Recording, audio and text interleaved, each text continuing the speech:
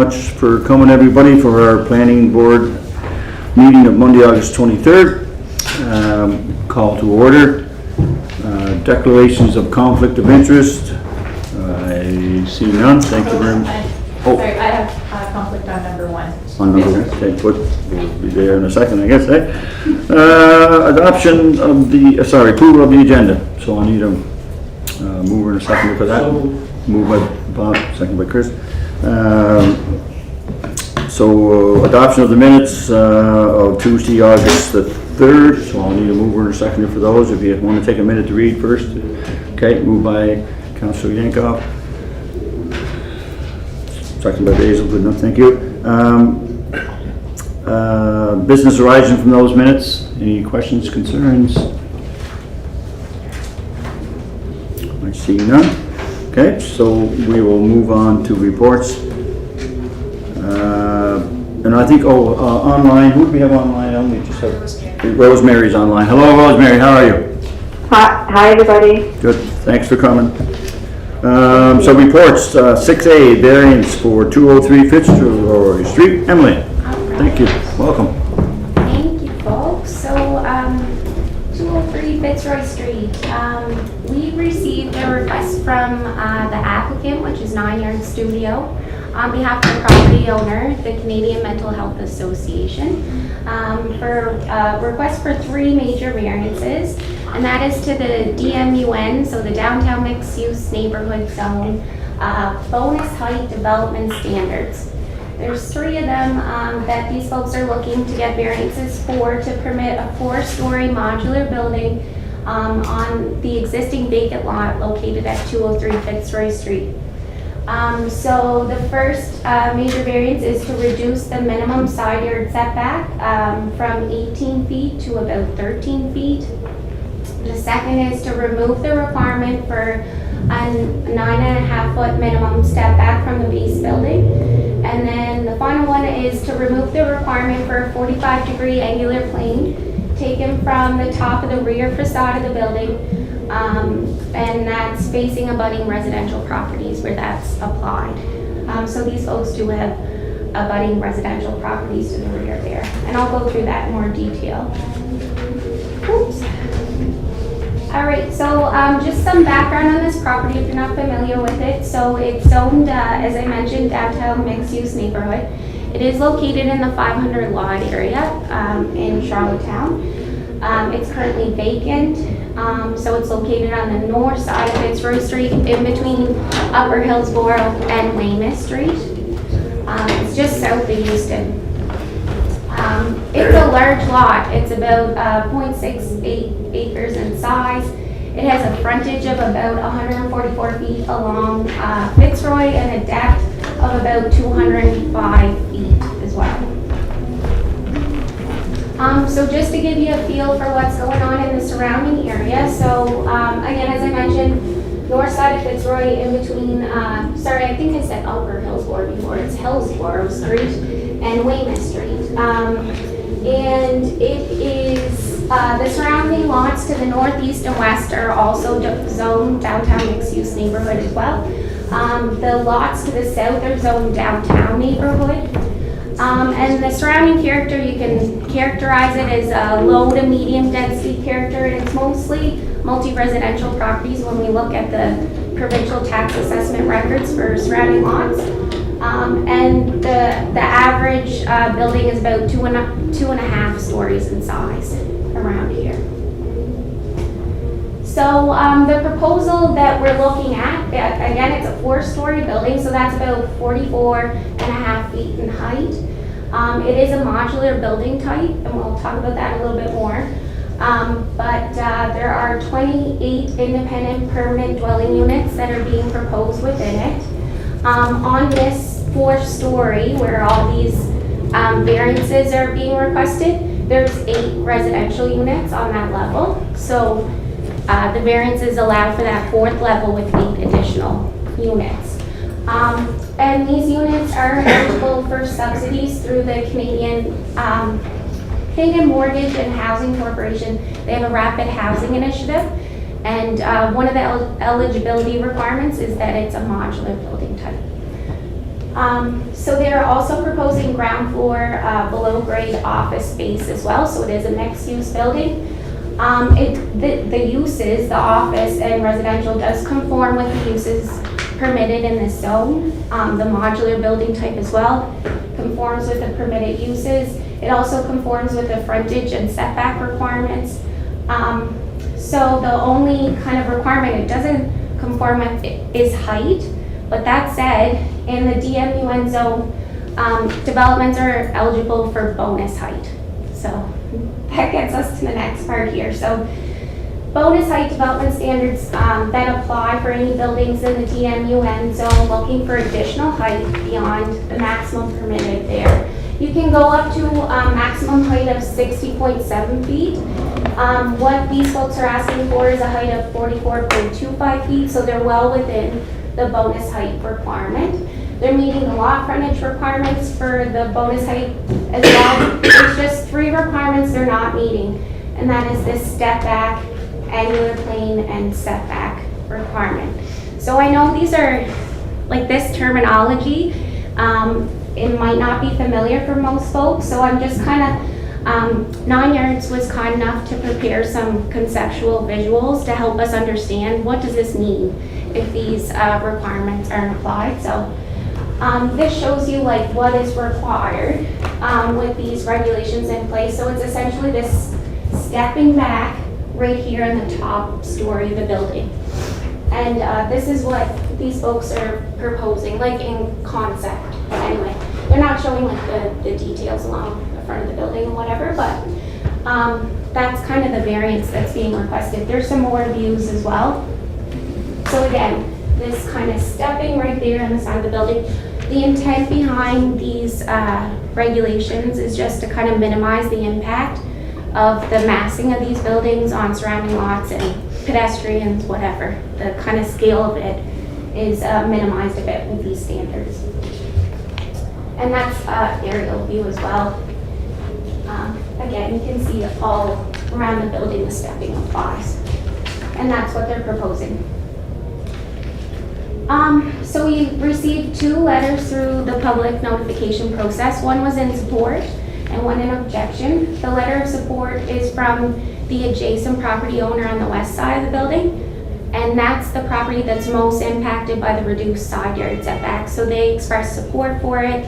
Their thought is that it represents an improvement to the property relative to the current condition, and they're not foreseeing any negative impacts on their property. They're actually seeing an increase in their property value because of this development. And then there was one letter of objection, and that's from the owner of 203 Fitzroy Street.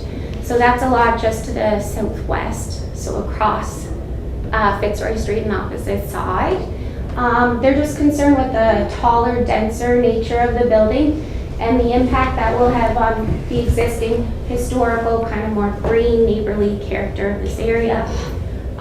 They're concerned with it creating a precedent for other buildings in the neighborhood to not meet those requirements, and then the infringement of privacy on neighboring properties as well. That's their concern.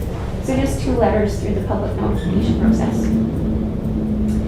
And just a quick summary, we can talk about it in more detail if you guys have questions, but of my analysis. So based on what we heard from 9 Yards, who designed or worked with the design of the building, the modular building type, it is an eligibility requirement to receive this funding through the Canadian Mortgage Housing Corporation.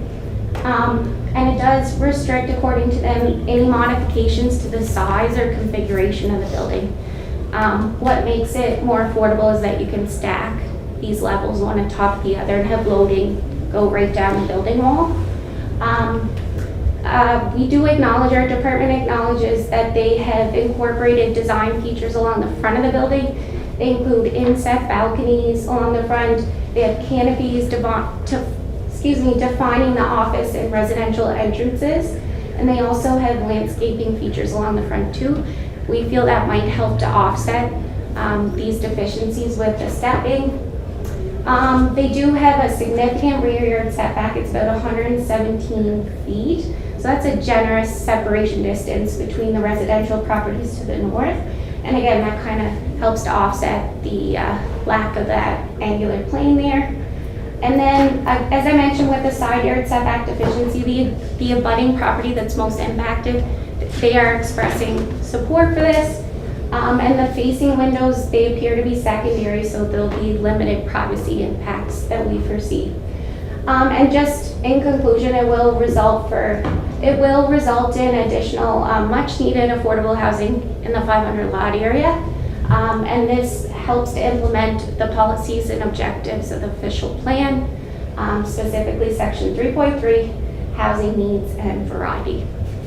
So in summary, our recommendation is we encourage planning board to recommend that council approve the request for the 3 major variances, subject to the condition that design review board reviews and supports the proposed building design. So thanks, folks, and if you have any questions, let me know. Comment, first of all, Yeah. thank you very much, because for people like me that don't understand the language that you use every day, it is Yeah. nice to see exactly what you're talking about when we're looking at trying to, The design change. absolutely, for me, that was great. The letter, the infringing on the privacy, regardless if they went with an as of right with their setback, that would still be high enough that it would probably be, like, I'm trying to understand this against with the infringing on the property. So, and I think, to the benefit of that individual that put in the letter, they didn't get to see those visual comparisons Okay. of what the difference would be between the required and And the the proposed, Yeah. Mhm. to understand, but the height would be the same. Correct. It would just be that there's a little bit different transition along the edges of the building. And I think the preference for this will be for the clients for the Canadian Mental Health. Like, that's where the subsidized program comes, correct? That's my understanding. They are here today, but what they communicated to us is that these are independent, permanent housing units. It's going to be operated by the Canadian Mental Health Association, and they will have an office separately, but within the same building there as well. So, yeah. I drove by, I think the property that was there certainly suits this plan.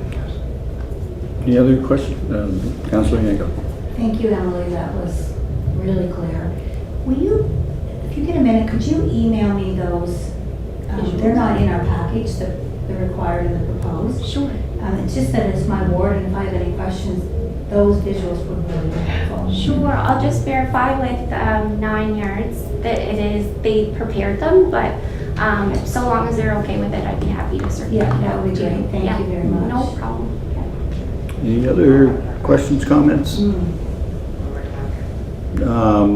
I'll just put my 2 cents worth. I think it's a great project. Anytime we can help affordable housing and mental health at the same time.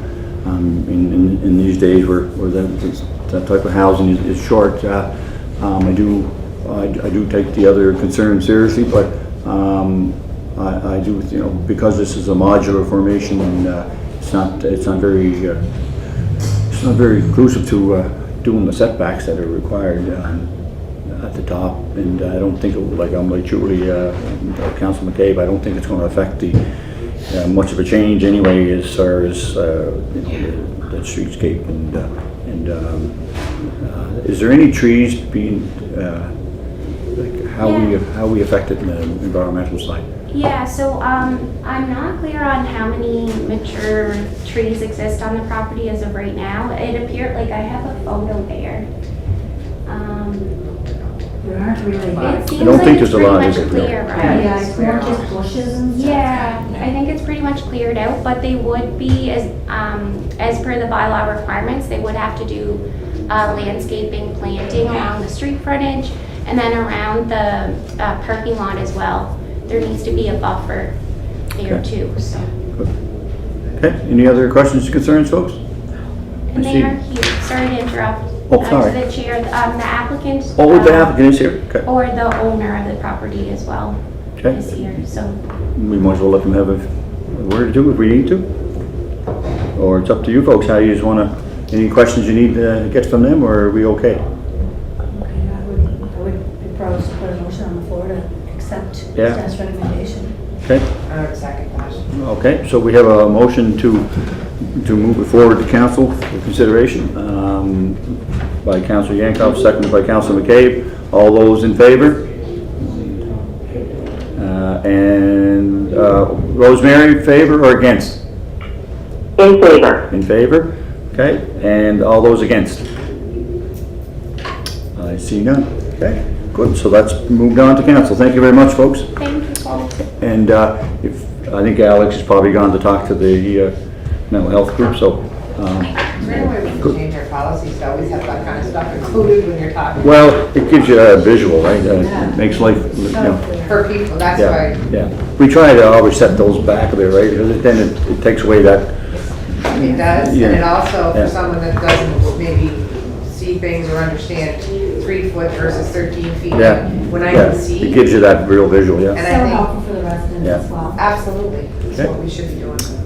Okay, let's move on to 6B in the reports. B2 is 1 Haviland Street, request for lot consolidation in the waterfront zone. Robert, you're the man. Thank you. Mr. Chair.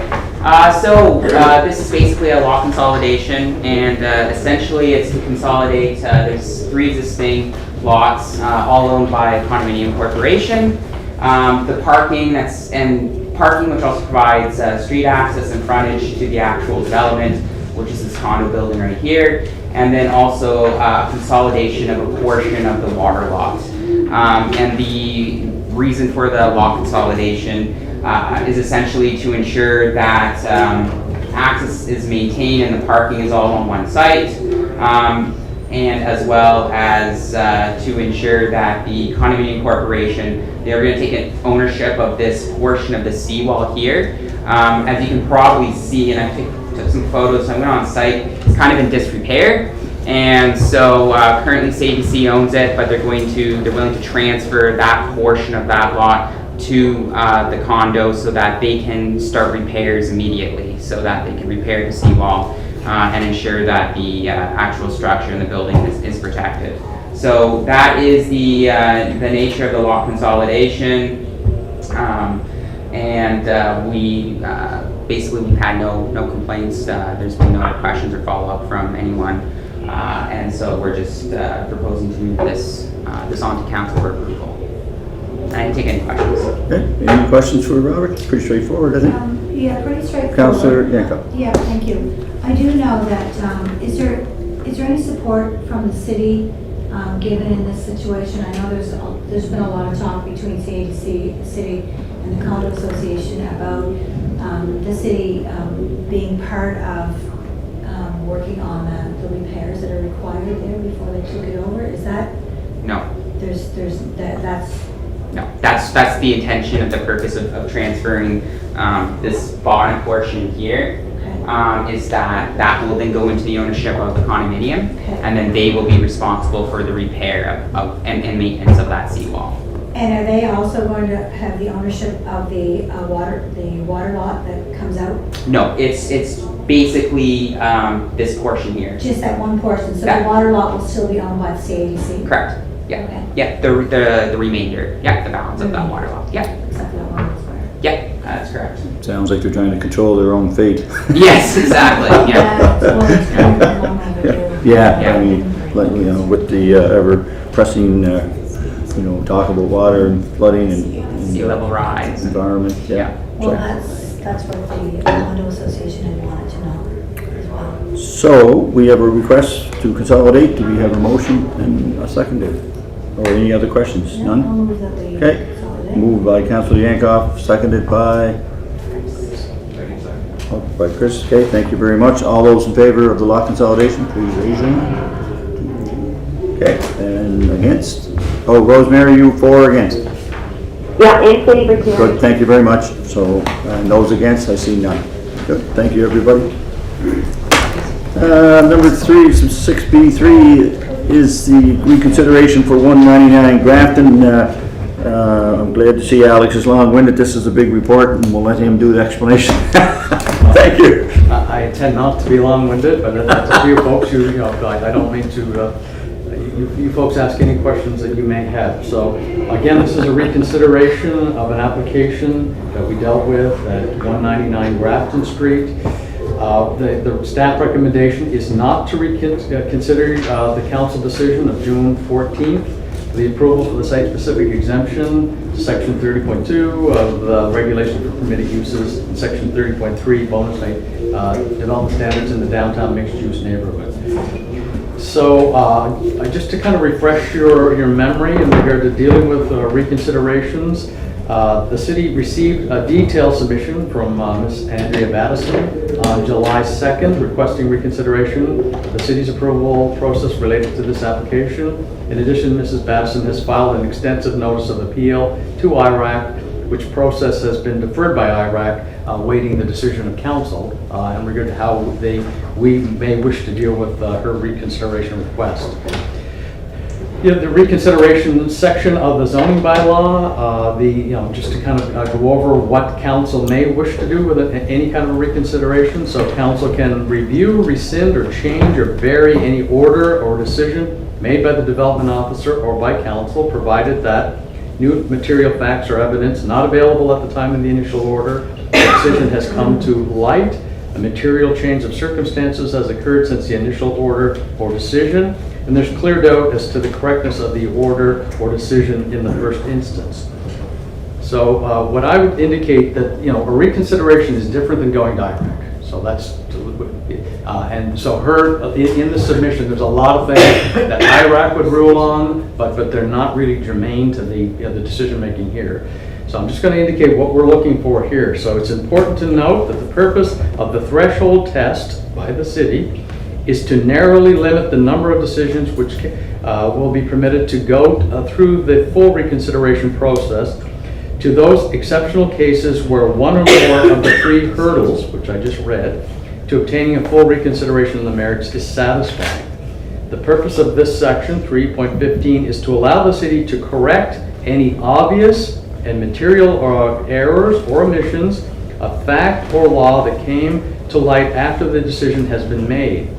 A reconsideration is not an as-of-right appeal of a decision on its merits, but rather a sober second look at an exceptional case which satisfies one of the three tests that I just alluded to.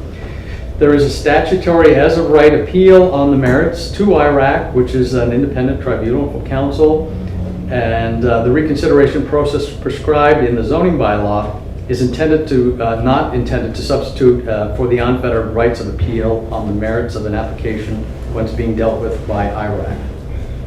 So together with the facts, there is an as-of-right appeal on the merits of the independent tribunal to IRAC, and this is largely explains why the threshold test is a lot more narrow.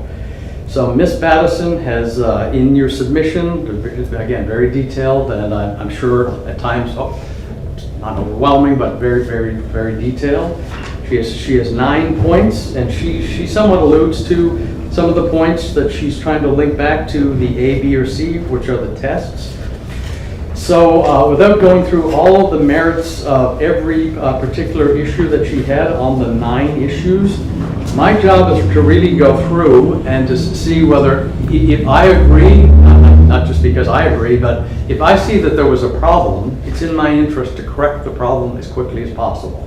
If there was a step missed, if there was a procedural error, it is going to be identified at IRAC. So it's in my interest as the manager of planning to go, wow, let's just fix this quickly, not have to wait this long, lengthy process at IRAC. But again, it's quite narrow.